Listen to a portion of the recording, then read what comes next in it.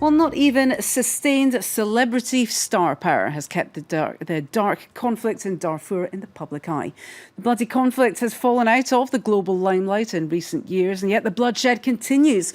According to the UN, a new government offensive has resulted in up to 70,000 people fleeing this year alone. Klaas van Dijken and Adriane Ohanesian visited the heart of rebel-held territory in the MARRAH Mountains, an area so remote that it's unreachable by aid agencies and the UN. Here is their exclusive report.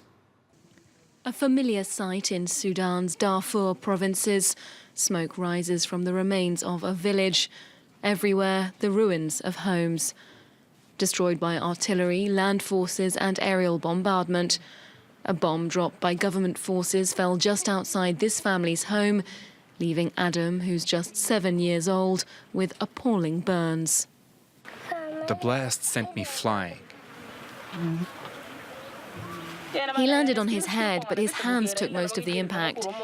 His T-shirt was on fire, but he was smart. He found a way to hide inside our house. The blast had blown the door open. He was screaming, but he managed to get his shirt off quickly. People who heard him soon came to help him. I wasn't home at the time. The latest bombing campaign, combined with attacks by ground forces, has caused many to flee their homes.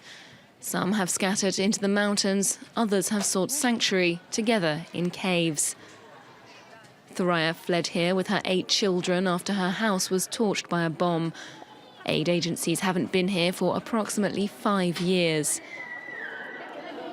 Feeding her family is a daily ordeal, but even starvation seems preferable to the prospect of being bombed once again. We share whatever food we can find, first with the children and then amongst ourselves. If we do not find any food, we just stay in this cave. We're starving. We don't have anything. We only have 1 meal a day. MARIAM says she lost 2 close family members when her home was destroyed. She's resigned to sitting it out, like many others, old and young, in the dark recesses of this cave. We don't know why the Sudanese government's bombing us. We don't know what we've done to the government. We're just poor civilians. I won't return to my village until President Omar al-Bashir stops bombing us. We will remain here in these caves until we face our death. This is the birthplace of the rebellion against the government, the MARRAH Mountains, the heartland of the Sudan Liberation Army, led by Abdul Wahid. The war here has been going on for 12 years now. There had been a lull, but a recent government offensive, Operation Decisive Summer, has wrought new havoc.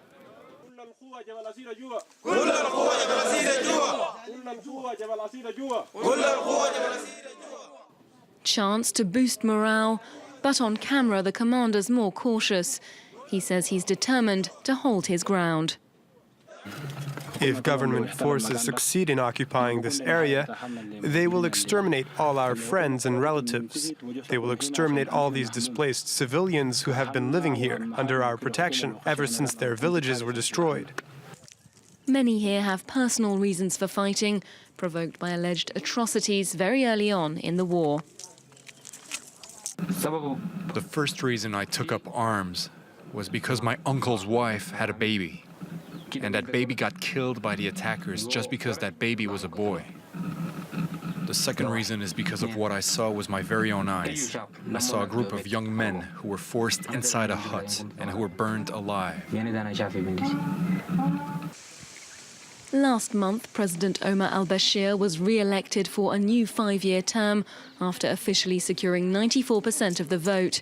So it appears unlikely that peace will return to Darfur anytime soon, especially when the various rebel factions appear as determined as the government to settle scores. Khartoum denies bombing civilian areas.